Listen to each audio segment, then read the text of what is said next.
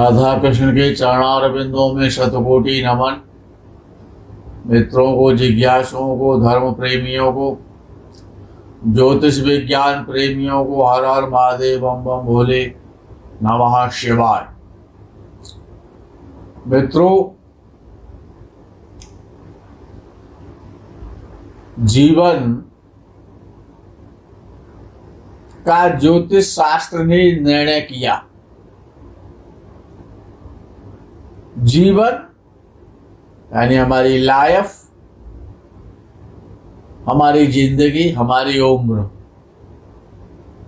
ज्योतिष शास्त्र ने कहा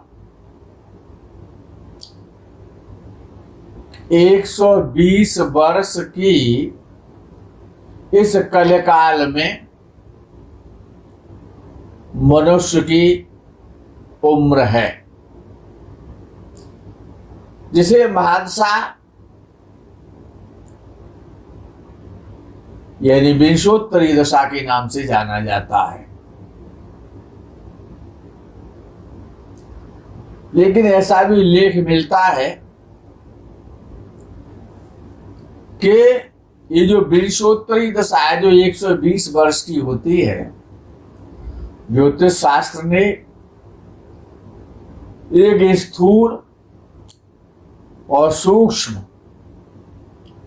निर्णय किया कि कलयुग में मनुष्य की आयु 120 वर्ष है।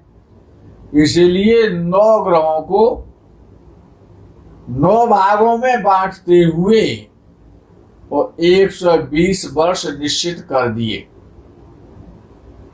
9 भागों में नवग्रहों को वितरित किया और 120 वर्ष का दशाकाल सुनिश्चित कर दिया गया। सबसे छोटा दशाकाल 6 वर्ष का होता है और सबसे बड़ा जो दशाकाल है वो 20 वर्ष का होता है।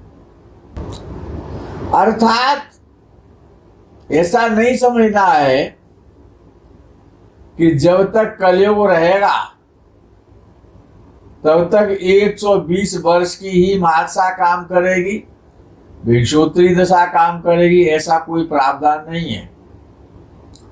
ऐसा भी लेख पढ़ने को मिलता है ज्योतिष शास्त्र में कि इस दशा के भी 4 भाग किए गए हैं और इस समय के भी 4 भाग किए गए हैं। जो कलयुग का जो 4,32,000 वर्ष का जो कलयुग का जो अपना समय है, जो कलयुग की जो आयु है 4,32,000 वर्ष, इसको भी 4 पार्टों में बांट सकते हैं। जो पहला चरण है उसमें 120 वर्ष मान्य होंगे। जब पहला चरण खत्म हो जाएगा, जब दूसरा चरण कलयुग का प्रारंभ होगा, तो ज्योतिष शास्त्र ही ऐसा कहता है कि फिर वहां पर विंशोत्तरी दशा 120 वर्ष की नहीं मानी जाएगी। वहां पर 30 वर्ष कम कर दिए जाएंगे। यानी कि मनुष्य की आयु फिर वहां पर दूसरे चरण में और 90 वर्ष निश्चित की गई है। तीसरे चरण में 60 वर्ष निश्चित की गई है और चौथे चरण में महान आयु 30 वर्ष ही निश्चित है। इसी प्रकार से इन ग्रहों का फल होगा जो विंशोत्तरी महदशा होती है। अच्छा, एक जो महदशा होती है, एक अंतर्दशा होती है। एक महदशा में 9 ग्रहों की अंतर्दशा आती है और एक अंतर्दशा में 9 ग्रहों की प्रत्यंतर दशा आती है। उसके बाद प्राण दशा आती है, उसके बाद सूक्ष्म दशा आती है और अंत में जीव दशा आती है। यद्यपि ज्योतिष शास्त्र में जीव जीव जो शब्द है वो बृहस्पति के लिए आता है। बृहस्पति को जीव कहा जाता है। अब विषय ये है कि सारा जीवन, ये जो जीवन की जो धुरी है, ये उम्र रूपी जो गाड़ी का पहिया है, ये महादशा, अंतर्दशा, प्रत्यंतरदशा आदि के फल का विचार उस ग्रह के स्वभाव, प्रकृति, गुण और दोष, कुंडली में भावों का स्वामित्व, दृष्ट भावों के आधार पर किया जाता है। जो कि प्रत्येक ग्रह का जो दशा काल, अंतर्दशा काल, प्रत्यंतरदशा काल, महादशा काल अलग अलग प्रकार से होता है। ग्रहों के अंशों के आधार पर भी होता है, वक्री मार्गी के आधार पर होता है, ग्रह जब अस्त होता है या संधि में होता है उसके आधार पर उस ग्रह की दशा महादशा, अंतर्दशा, प्रत्यंतरदशा फल देती है।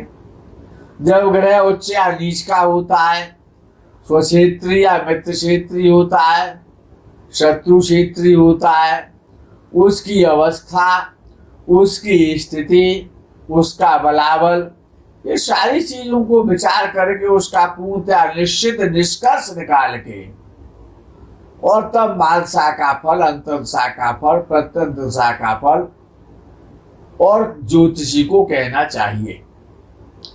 विशेष रूप से जो ग्रहों का जो गुण और स्वभाव है, जैसा ग्रह होता है यदि वो उस भाव में होता है, उसी प्रकार की उसकी महादशा, अंतर्दशा या प्रत्यंतरदशा फल देती है। जैसे कि आपका सूर्य राजा है, सूर्य राजा है तो राजा सरकार है, गवर्नमेंट कह लो या गवर्नमेंट कह लो, जो भी आप कहना चाहो, हम तो गवर्नमेंट कहते हैं।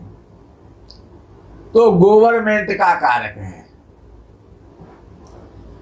तो जब सूर्य की जब दशा आती है, महादशा आती है,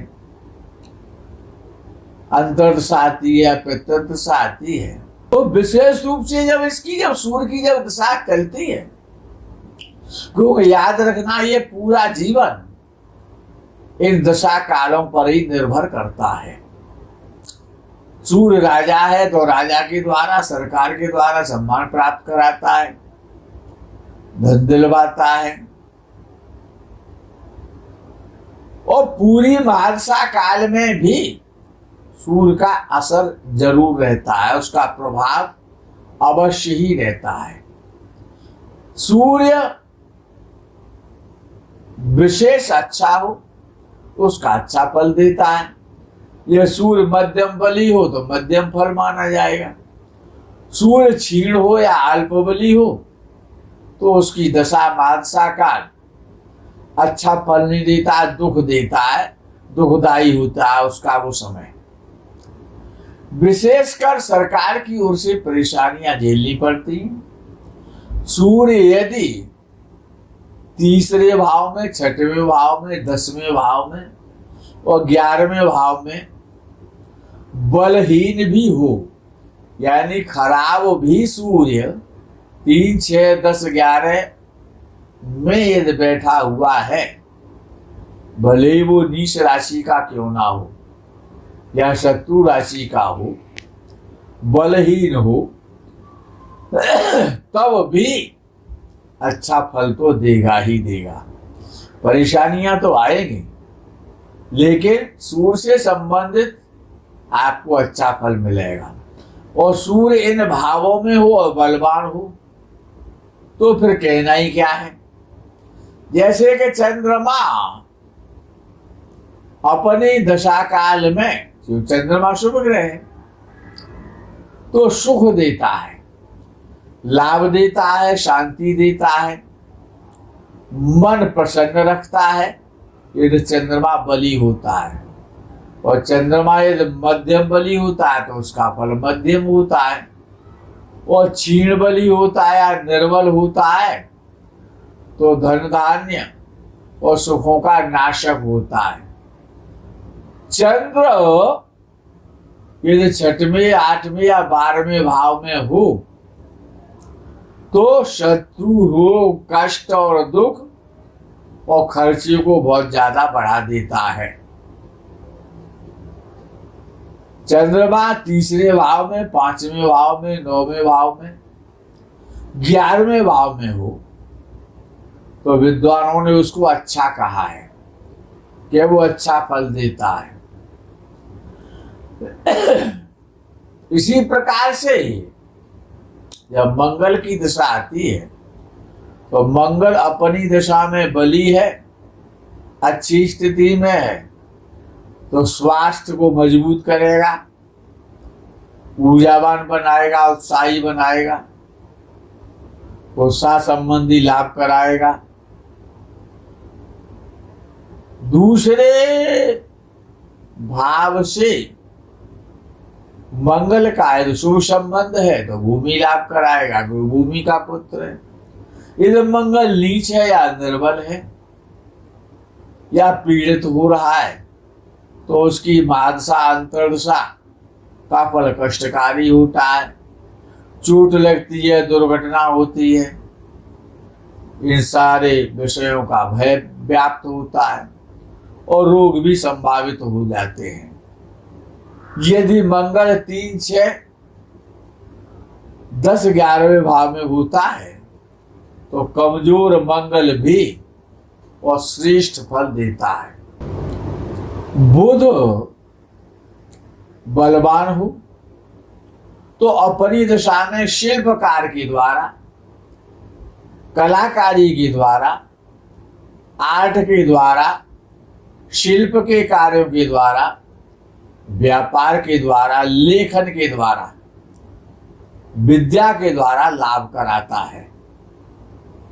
बुध निर्बल हो तो हानि करता है तथा बुध निर्बल है, कमजोर है या पीड़ित है तो प्रायः निर्णय अच्छे नहीं होते। बुध 6वें भाव में, 8वें भाव में, 12वें भाव में बलवान हो तो भी अशुभ फल देता है, किंतु इन भावों में ना हो, अन्यत्र कहीं पर भी हो और निर्बल भी हो तो अशुभ फल नहीं देता है। ये जो बृहस्पति है जिसको जीव कहा गया है, इससे ज्यादा कोई शुभ ग्रह नहीं है। बृहस्पति जिसको गुरु कहा जाता है, गुरु बलवान हो तो अपनी दशा में, क्योंकि बृहस्पति जो है वो एडवाइजर है, सचिव कहलाता है।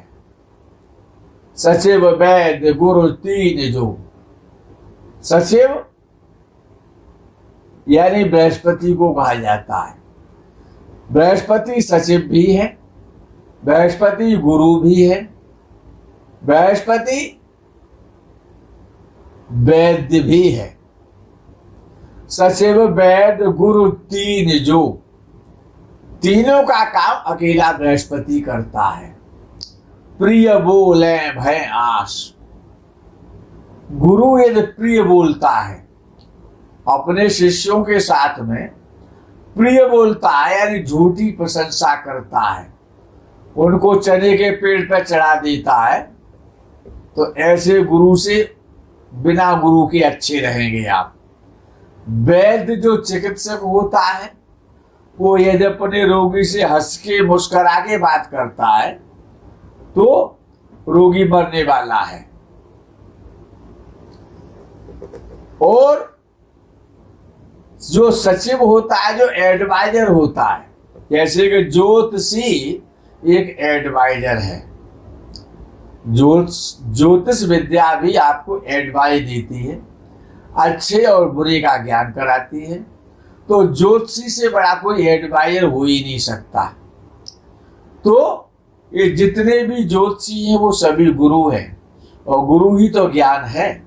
जो कि आपको वो देते हैं, अच्छा और बुरा कैसे आपको करना है, कब क्या करना है।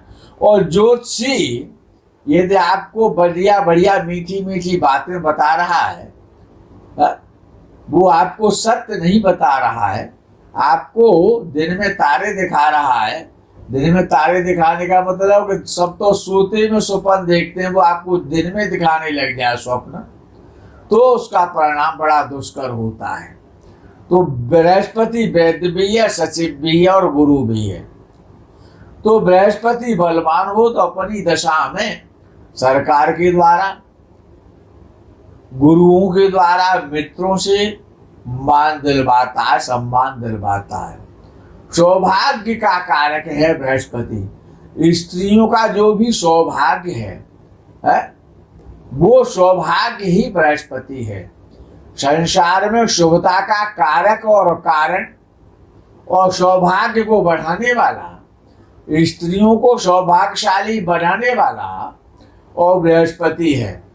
स्त्री कितनी भाग्यशाली है, कितनी सौभाग्यशाली है, सौभाग्यशालिनी है, तो उसका बृहस्पति देखा जाता है कि इसका बृहस्पति कैसा है। तो बृहस्पति मित्रों से, सरकार से और समाज के द्वारा सम्मान दिलवाता है। आध्यात्मिकता का वो सबसे बड़ा कारक है। आध्यात्मिकता बढ़ती है जब बृहस्पति की मानसा चलती है। और गुरु यदि निर्बल है, कमजोर है, तो अनिष्टकारी हो जाता है। यदि मध्यम स्थिति का गुरु है तो मध्यम फल देगा। 5वें भाव में और 9वें भाव में गुरु सर्वोत्तम फल देता है। 11वें भाव में, 10वें भाव में, पहले भाव में, चौथे भाव में और 7वें भाव में सबसे अच्छा फल 11वें भाव में देता है। उसके बाद में 10वें भाव में देता है। उसके बाद में पहले भाव में देता है। उसके बाद में चौथे भाव में देता है। उसके भाव में 7वें भाव में देता है। इन भावों में 11 से 10 में कम देता है, 10 से 1 में कम देता है, 1 से 4 में कम देता है और 4 से 7 में, और उसका बल कमजोर होता चला जाता है। विद्वानों का ऐसा मानना है कि इन भावों में बृहस्पति मध्यम बली होता चला जाता है, उसका बल कमजोर होता जाता है। 6वें, 8वें, 12वें भाव में और गोचर में बृहस्पति को विद्वानों ने अच्छा नहीं माना, लेकिन हम इसके खिलाफ हैं। 6वें भाव में, 8वें भाव में, 12वें भाव में, 12वें भाव में बृहस्पति अच्छा फल नहीं देता है, क्योंकि वो संसार के भोगों को खत्म करता है, यानी परमात्मा की रास्ता दिखाता है, धर्म के मार्ग पर ले जाता है, परलोक का ज्ञान कराता है। इसलिए इन भावों में उसको अच्छा नहीं माना जाता है। संसार के भोगों को कमजोर कर देता है। 6, 8, 12 में जब बैठता है, मोह माया से थोड़ा दूर करता है और पत्नी का सुख कम मिलता है, इसीलिए विद्वानों ने उसको अच्छा नहीं माना है। 6वें, 8वें, 12वें भाव में शुक्र को तो अच्छा माना है, लेकिन बृहस्पति को अच्छा नहीं माना है। इसी प्रकार से जब शुक्र बली होता है, शुक्र की जब अंतर्दशा आती है, आनंद देता है, सुख देता है, हर्ष देता है, ऐश्वर्यशाली बनाता है, विलासी बनाता है, संसार के समस्त सुखों का भोग करने का अवसर देता है। जब शुक्र बलवान होता है, 6वें, 8वें, 12वें भाव में होता है, लगन में या चतुर्थ भाव में होता है, तो शुक्र का फल बहुत अच्छा मिलता है। 5वें, 11वें भाव का शुक्र विशेष अच्छा मानते हैं विद्वान। 6वें, 8वें, 12वें भाव में शुक्र, कुछ विद्वानों ने शुक्र को अच्छा नहीं माना है, लेकिन पाराशर के मतानुसार इन तीनों भावों में 6, 8, 12 में भी और शुक्र अच्छा फल देता है, ऐसा पाराशर जी का मत है। और जहाँ पर शनि का विषय आ जाता है, तो शनि तो पापक ग्रह है, धीरे धीरे चलने वाला है। शनई शनई यानी धीरे धीरे चरती थी, जो चलता है उसी का नाम शनिचर है। हाँ? शनि बलवान हो तो अपनी दशा में भूमि का लाभ कराता है, मकान का लाभ कराता है। वही निर्बल होता है तो दरिद्री बना देता है, कष्ट देता है, अभाव देता है, दुखों का कारक है। जब शनि निर्बल होता है, कमजोर होता है, तो अपनी दशा काल में ही नहीं पूरे जीवन कष्ट मिलते हैं व्यक्ति को। बहुत स्ट्रगल करना पड़ता है, संघर्ष करना पड़ता है। जब शनि कमजोर होता है तो दुख ज्यादा देता है। तीसरे, छठवें और 11वें और भाव में शनि को अच्छा माना गया है। कुछ विद्वानों ने 12वें भाव में कैसे अच्छा माना है, ये हमारी समझ से बाहर है। कारक द्वादश भाव का भी माना गया है, लेकिन हम उसको वहां पर काफी गलत मानते हैं। और ऐसा देखने में भी आता है कि द्वादश भाव में जब शनि होता है तो हमेशा धन की और परिवार, धन की समस्याएं रहती हैं और परिवार से समस्याएं आती हैं। विशेष रूप से धन की समस्याएं, गलत निर्णयों की समस्याएं और परिवार से समस्याएं पैदा होती हैं। व्यक्ति परेशान रहता है, दुखी रहता है। इसलिए हम 12वें भाव के शनि को अच्छा नहीं मानते हैं। राहु केतु ये जो दोनों ग्रह हैं, ये 3, 6, 10, 11वें भाव में ऐसा विद्वानों का मानना है कि बहुत अच्छा फल देते हैं।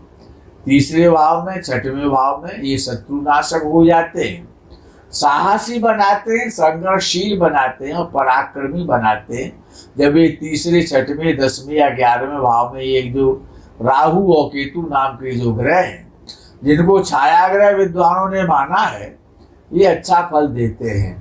5वें और 11वें भाव में जब ये ग्रह बैठते हैं तो सडन गेन कराते, तत्काल लाभ कराते, विद्या और बुद्धि, लेकिन पुत्र के लिए अच्छे नहीं होते, विद्या और बुद्धि के लिए अच्छे नहीं होते। राहु की दशा में नशा, व्यसन अथवा अवैध संबंधों का बनना सुनिश्चित हो जाता है। और जब केतु की जब दशा आती है तो वहां पर तंत्र मंत्र और आध्यात्म में रुचि बढ़ती है, मंत्र पाठ पूजा में उस व्यक्ति की रुचि बढ़ जाती है। मित्रों, ये जो जीवन है ये इन्हीं 9 ग्रहों पर आधारित है।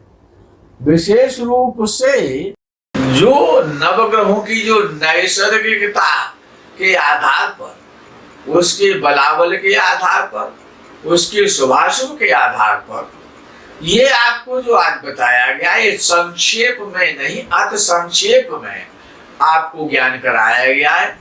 लेकिन इससे भी आशा ही नहीं, विश्वास भी है कि आपको बहुत कुछ सूत्र और ज्ञान मिलेगा।